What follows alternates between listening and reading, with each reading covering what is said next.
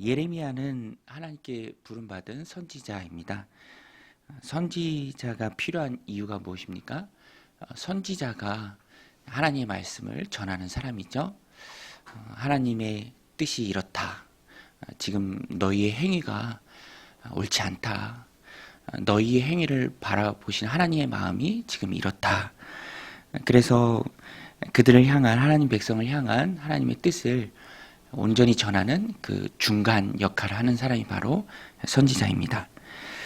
그래서 선지자는 하나님 백성에게 있어서 꼭 필요한 사람입니다. 선지자를 통해서 하나님의 뜻을 알 수 있죠. 길을 갈 때 옳게 가는지 방향을 알아볼 수 있는 그런 나침반과 같은 존재가 바로 선지자입니다. 오늘 우리의 삶도 그렇습니다. 하나님께서 우리를 향한 분명한 계획이 있으시고요.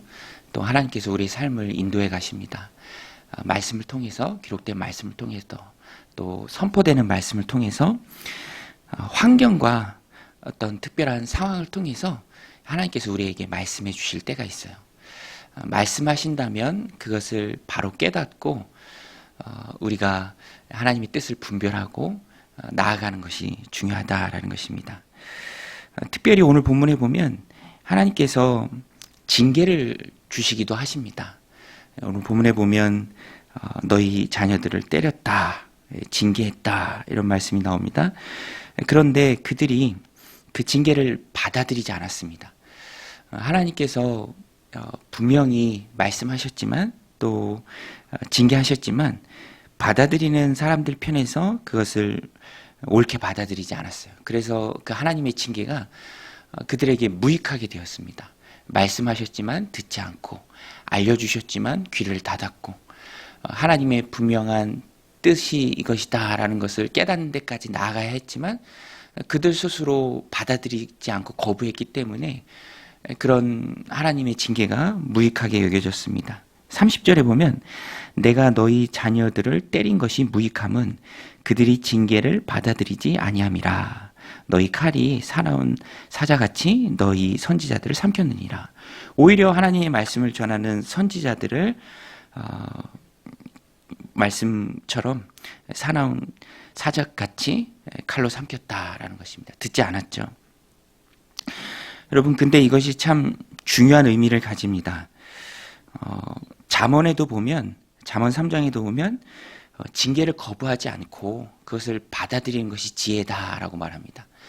히브리서 12장에도 참 자녀의 증거인 것이 바로 징계죠.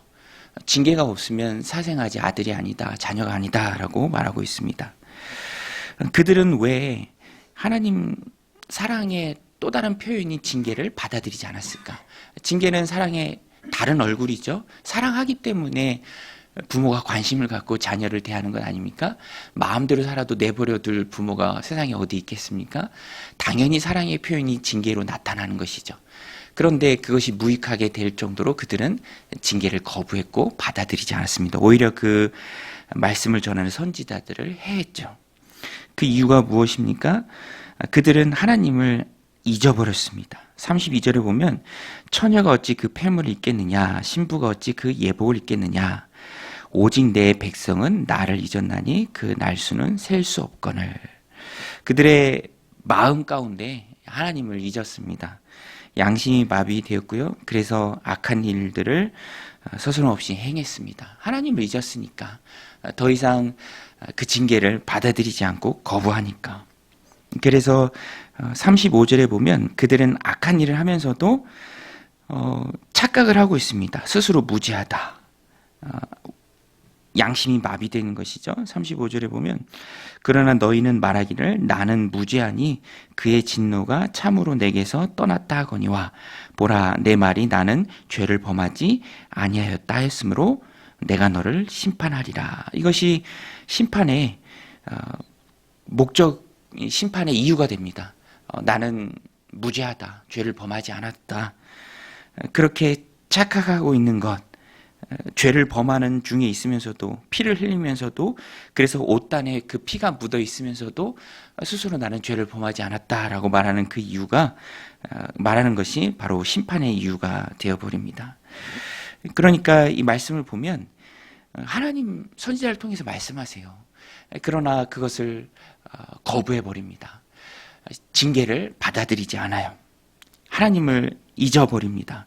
그리고 나는 무죄하다라는 마비된 양심 속에서 착각 속에서 살아갑니다. 그것이 결국 심판의 이유가 되죠. 그리고 그들은 그런 심판을 당할 때 어리석게도 사람을 의지하려고 합니다. 예레미야가 활동하던 당시에 그 유다의 운명이 이쪽에 붙을까 저쪽에 붙을까 애굽에 붙을까 아수르에 붙을까 그것을 왔다 갔다 합니다. 그러나 본질적인 이유가 우상숭배고 하나님을 떠났기 때문인데 그것을 그냥 덮어둔 채 사람 의지할 것을 찾아다니는 그 자체가 어리석은 것이죠. 왜냐하면 그 나라조차도 유다가 의지하려고 하는 그 나라조차도 하나님 손에 있는 것입니다. 하나님이 그들을 버리면 조금도 그것은 의지할 대상이 못 되죠. 36절 37절에 보면 내가 어찌하여 내 길을 바꾸어 부지런히 돌아다니느냐 내가 아수르로 말미암아 수치를 당함 같이 또한 애굽으로 말미암아 수치를 당할 것이라. 내가 두 손으로 내 머리를 싸고 거기서도 나가리니 이는 내가 의지하는 자들을 나 여호와가 버렸으므로 내가 그들로 말미암아 형통하지 못할 것임이라.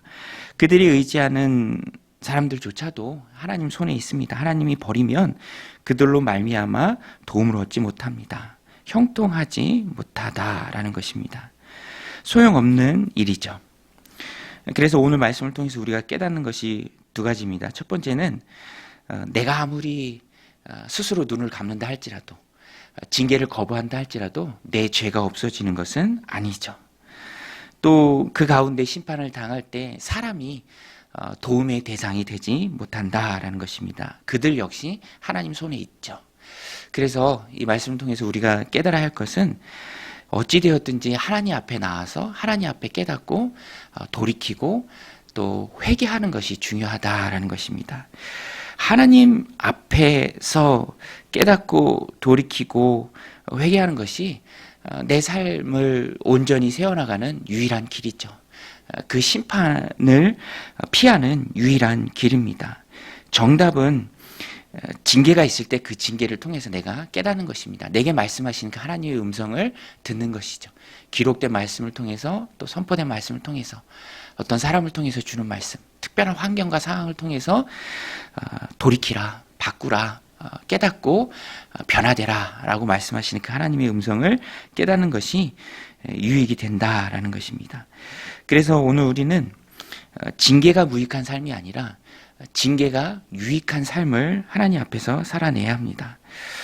그래서 저는 이 말씀을 보면서 하나님 앞에 나와서 깨닫는 시간, 기도의 시간이죠. 하나님의 음성을 듣는 시간, 그 기도의 시간이 너무너무 중요하다라는 것을 깨닫게 됩니다. 깨닫고 돌이키고 결단하고 그래서 바뀌고 내 주장을 굽히고 하나님의 뜻에 순종하는 영적인 건강함이 충만한 기도의 시간이 너무너무 소중하다라는 것입니다. 하나님 말씀하실 때 빨리빨리 듣고 깨닫고 돌이키는 것이 지혜죠. 그것이 징계의 유익함이다라는 것입니다. 내 안에 있는 인간적인 생각들을 굽히고 오로지 말씀하시는 그 하나님의 말씀을 내 안에 깊이 새기고 깨닫고 돌이켜야 할 때 빨리 깨닫고 돌이켜서 심판을 면하는 하나님 안에 형통한 삶을 살아내는 오늘 하루가 다 되시기를 믿음의 백성들 되시기를 주님의 이름으로 간절히 축원드립니다. 우리 같이 말씀 붙들며 또 기도하며